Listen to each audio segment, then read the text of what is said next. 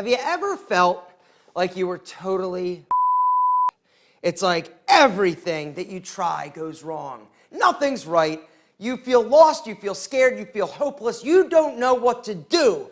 And that is the worst part. You don't know what steps to take to fix the problem. This feeling of hopelessness, this feeling of being lost is something that I've experienced a bunch of times in my life. Usually these times are very, very pivotal and critical. Now, looking back, I can say that these times were also the points in my life when I did the most growing in terms of me personally, but they're scary and they're hard. I know that there are a lot of you out there that are feeling this way right now. And so today, guys, what I want to do is share with you some steps that you can take in order to feel better, to find a direction, even if that direction is new and possibly challenging, and ultimately to help you get The first step is to stop feeling sorry for yourself. I know for me, when I have been like completely broke, when I haven't known what direction, when my business exploded, when my girlfriend broke up with me that I was in love with because she was so spicy, right?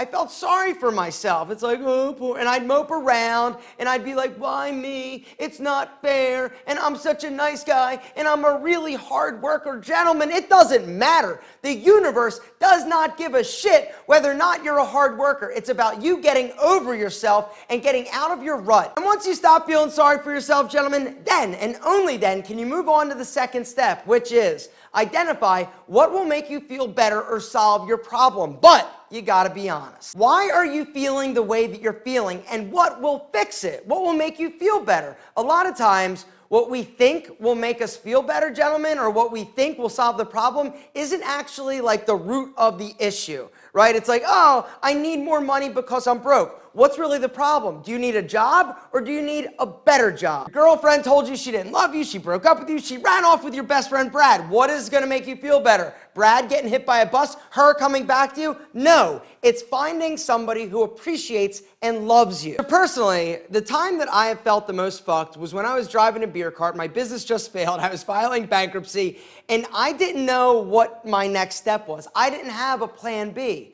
And so it wasn't that I needed more money, even though I did. What I needed was a new passion, a new purpose. And after you identify what's gonna make you feel better or fix the problem, then you can move on to the third step, which is identify your options. What are your options? Literally, what are your options, all right? Realistic options, honest options, not like I'm gonna go win the lottery to solve my money problems. The fourth step is to reinvent yourself. That was what happened with me. I had to reinvent myself. I had to figure out a new identity for me. I had no idea that I was going to love making videos. I had no clue. You've got to be willing to explore what is around you, not just what is directly in front of you, if that makes sense. Guys, too often we get tunnel vision. We're like, what are our options? And you're looking like at the same thing every day. Oftentimes it takes us changing our perspective and looking at things differently. And that is one of the reasons why I love today's video sponsor, Skillshare. Skillshare is the best, period. It's an online learning community with thousands of incredibly inspiring classes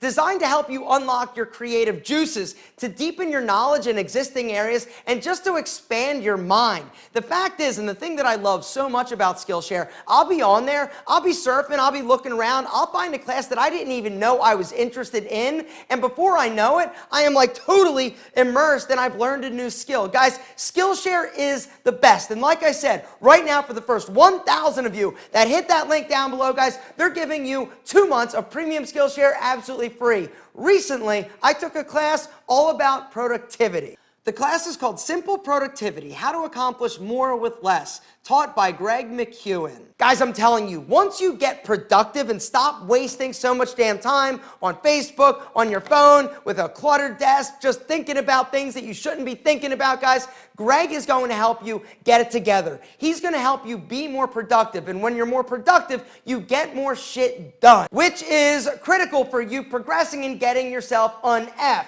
Something else that I would highly recommend, I've talked about this class before, but it is one of my favorite. It's by Emma Gannon. Discovering Success, 7 exercises to uncover your purpose, passion, and path. If you're somebody who is currently struggling, finding your purpose and really knowing what you, not your mom, not your dad, you want to do in order to move yourself and your life forward, guys, take the class. Guys, like I said, there's a link down below. The first 1,000 of you that hit it are getting 2 months of premium Skillshare absolutely free. Now, Skillshare has an amazing selection of classes. Guys, I'm telling you, everything from photography to freelance to design to writing. Guys, they've got entrepreneurial classes. Most classes, guys, are under an hour and going to consist of video lessons along with class projects. Guys, it fits any schedule. Regular membership, guys, is under $10 a month for an annual membership. Unlimited learning, unlimited creative juice squeezing. Skillshare and this offer is like the biggest no-brainer. Like, I don't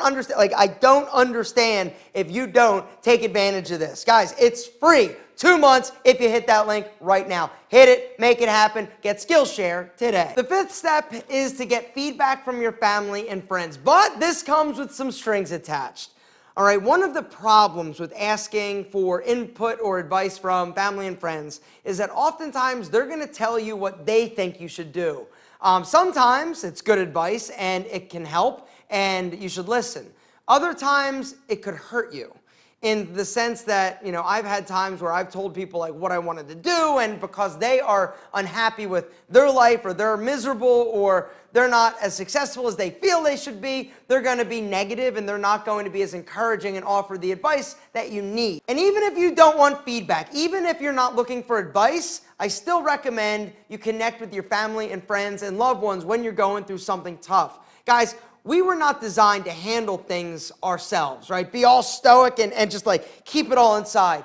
It helps us to talk through things a lot of times. That's one of the benefits of therapy, right? One of the reasons why I used to go to therapy was to work through some of the crap, right? I needed to talk to somebody. I needed to get it out, because when we stay in our heads, oftentimes we have a difficult time sort of seeing reality and getting ourselves moving in the right direction. But our friends, our family, they're there for us. They're there. They want to help you. And so it's critical that you reach out just to connect, have a conversation, and be honest. Let them know you're struggling, gentlemen, because you never know who's going to be out there willing to help and lend a hand. Step number 6, gentlemen, is to make a plan. Once you've identified what will make you feel better, what your options are, you've selected the best one, you maybe talked it over with family and friends, you went to Skillshare, hooked it up, learned a lot. Now it's time to make a plan that you are going to take action on today, not tomorrow, today. Get a pen, a pad of paper, and write it down. Gentlemen, what is your action plan? All right, don't keep it up here,